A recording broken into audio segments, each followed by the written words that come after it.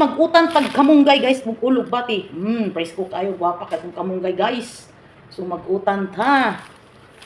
With olok bati. Olok bati, saluyot. Magpadulas ta guys, og with kalabasa. Healthy kay ni. Kay mukha ang tag-utan ron guys, kay tungod na ay kaunay na po diri guys.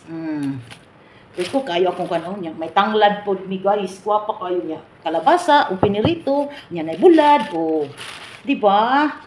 Busog gining tiyan ron. Sira na po ning diet ni Inday. Presko kayo. O, guwapa kayo. Ulugbati naman nung ko'y saluyot man. Guwapa kayo mong saluyot.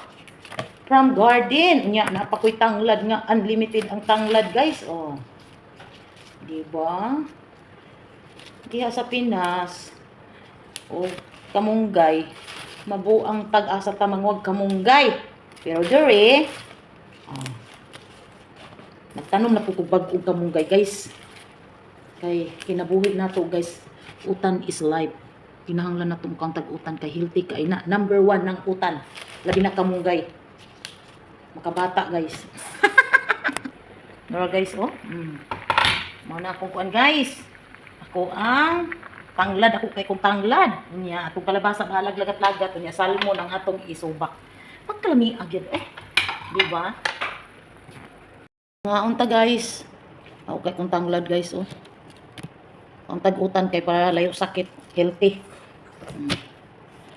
Limited sa tanglad. Thank you Lord. May ko paborito guys na ako cambio sa mga manok guys. KFC dia.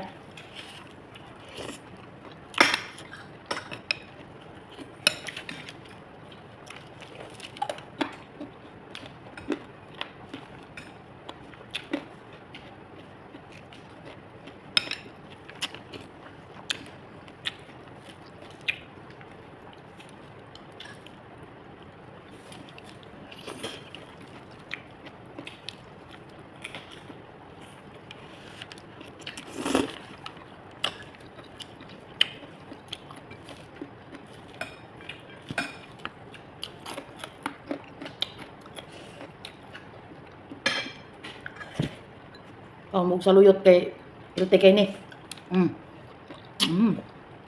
Sarap.